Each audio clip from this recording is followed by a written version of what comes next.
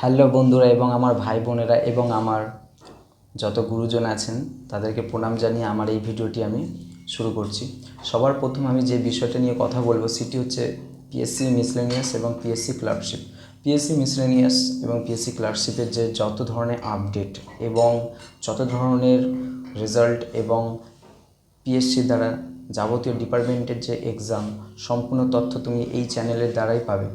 এবং সকলকে বলবো এই চ্যানেলটাকে সাবস্ক্রাইব করে, কমেন্ট করে, শেয়ার করে, লাইক করে পাশে থাকবেন এবং বেল আইকনটি প্রেস করে আমার এই চ্যানেলের সাথে আপনারা থাকবেন। এবার আমি সবার প্রথম যে বিষয়টি নিয়ে কথা বলবো সেটা হচ্ছে পিএসসি ক্লার্কশিপ বেরোবে না, কারণ পিএসসি ক্লার্কশিপের যে অ্যান্সার কি সেটা আপডেট করে দেওয়া হয়েছে পিএসসি অফিসিয়াল ওয়েবসাইটে, কিন্তু পিএসসি মিসলেনিয়াস রেজাল্ট পাবলিশড হবে, তারপরে পিএসসি ক্লার্কশিপ। দেখো, পিএসসি ক্লার্কশিপ যারা 2023 সালে ফর্ম ফিল আপ করেছিল, 2024-এ গিয়ে এক্সাম দিয়েছিলে, তারা কিন্তু একটা বড় চিন্তা এবং ধোঁয়াশার মধ্যে দিন কাটাচ্ছে। কি পিএসসি ক্লার্কশিপে কোনো ধরনের দুর্নীতি এবং যত ধরনের সমস্যা দেখা দেবে না তো? দেখো, পিএসসি ক্লার্কশিপে এর আগের বছর, মানে যে বছর লাস্ট নেওয়া হয়েছিল প্রিভিয়াস ইয়ারে, যত ভ্যাকেন্সি কমপ্লিট করা হয়েছিল রিক্রুটমেন্ট দিয়ে, সেটা কিন্তু একটা সমস্যা দেখা দিয়েছিল যে কাট অফ মার্কস, তারপর ক্যাটাগরি, এগুলো কিন্তু একটা দ্বন্দ্বদ্বিধার মধ্যে ছিল। এবং অনেকে মনে করছিল পিএসসি ক্লার্কশিপ থেকে শুরু করে পিএসসি যে টোটাল যে একটা অফিসিয়ালিভাবে আপডেট ভুলভাল, যেরকম পারছে সেরকম একটা দিয়ে দিচ্ছে, কোনো কিছু দেখছে না। দুর্নীতি এখানেও হয়েছে, যেটা আদার্স যারা স্টুডেন্ট এবং ছাত্রছাত্রী তারা মনে করছে কি দুর্নীতি শুধু এসএসসি তো হয়নি, পিএসসিতেও হয়েছে।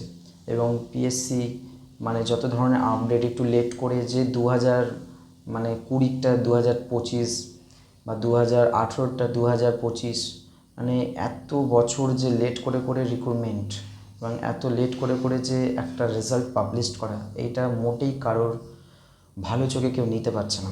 কারণ কি, দেখো, পিএসসি ক্লার্কশিপ এবং পিএসসি মিসলেনিয়াস এই পরীক্ষাগুলো তোমরা সকলেই জানো। পিএসসি যে ফুড এসআই যেটা একটা এক্সাম হয়েছিল, সেটা কিন্তু কোশ্চেন নিয়ে একটা সমস্যা ছিল, কারণ কোশ্চেন লিক হয়ে গেছিলো।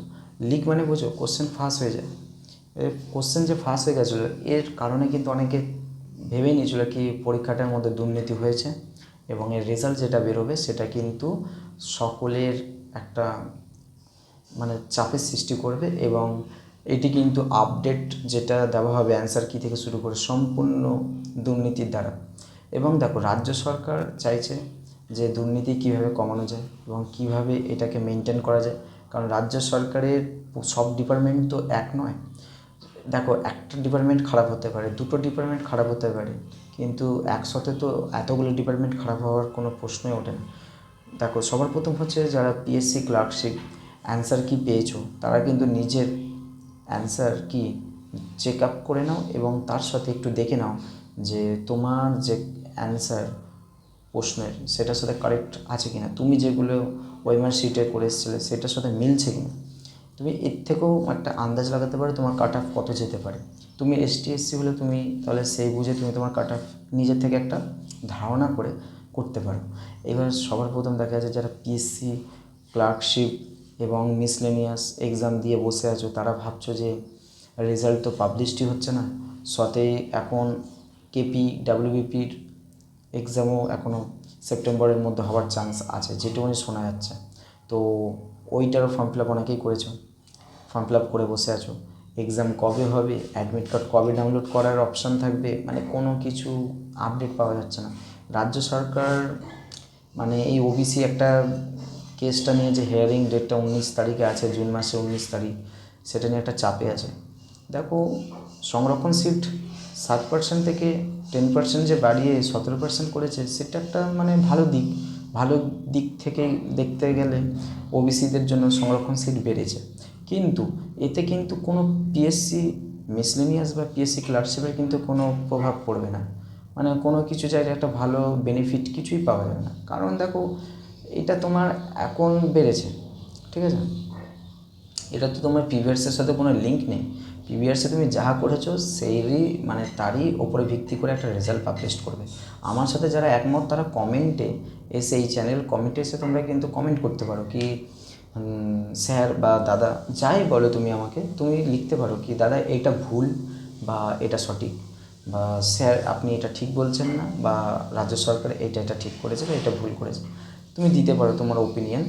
কিন্তু আমার মতে আমি যেটুকুনি বুঝতে পারলাম, এই group D, group C, group যত ধরনের গ্রুপ আছে, এবার শুধু তো রাজ্য সরকার নিয়ে তো দুর্নীতি হয়েছে সেটা ঠিক আছে, কয়েক জায়গায় দুর্নীতি হয়েছে মানা যায়, সব জায়গায় যে দুর্নীতি হয়নি তা না, দুর্নীতি হয়েছে।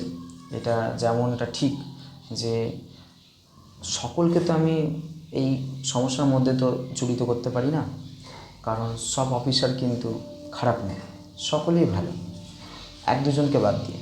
তো দেখো এই ডিপার্টমেন্টগুলো যে আছে, পিএসসি কিন্তু রেজাল্ট, ওবিসি তোমরা ভালো করে জানো, ওবিসি রিসেন্ট যে সমস্যা, এই যে হিয়ারিং ডেটগুলো বা ওবিসি যে কেস এখনও ম্যাটারটা সলভ হয়নি, তাতেও কিন্তু পিএসসি কিন্তু নিজের রেজাল্ট পাবলিশ করে গেছে, কোনো চিন্তা দ্বিধাবোধ কিচ্ছু নেই, পাবলিশ করে গেছে। কারণ এরা জানে কি এটা তো 2010 থেকে যারা ওবিসি আছে তাদের সমস্যা, 2010 থেকে যারা ওবিসি আছে, 2010-এর আগে তো ওবিসি যারা হয়েছো তাদের তো কোনো সমস্যা নেই। তো তোমরা ভয় পাওয়ার কোনো দরকার নেই।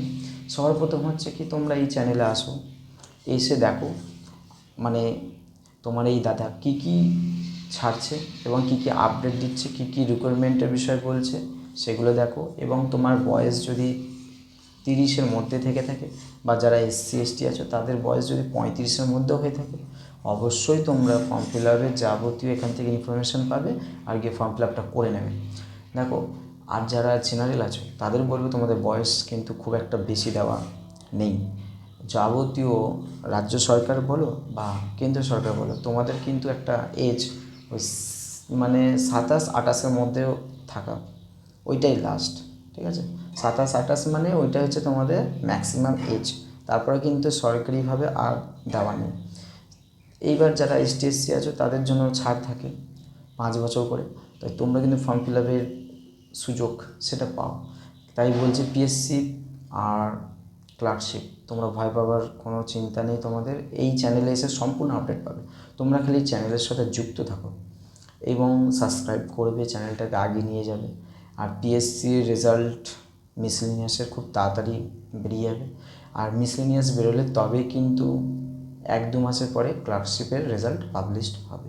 কারণ পিএসসি ক্লার্কশিপের অ্যান্সার কি তো দিয়েছে, এরপরে তোমার পুরোপুরি তোমাদের কাট অফ কত বেরিয়েছে বা তোমাদের কাদের কাদের সিলেক্ট করা হচ্ছে নেক্সট যে পার্ট 2 এক্সামের জন্য তোমরা দেখতে পাবে।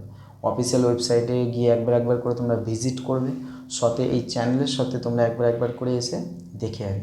কারণ এই চ্যানেলেই কিন্তু তোমাদের সবার প্রথম আপডেট দেবে, তোমাদের চিন্তা করার কোনো দরকার নেই।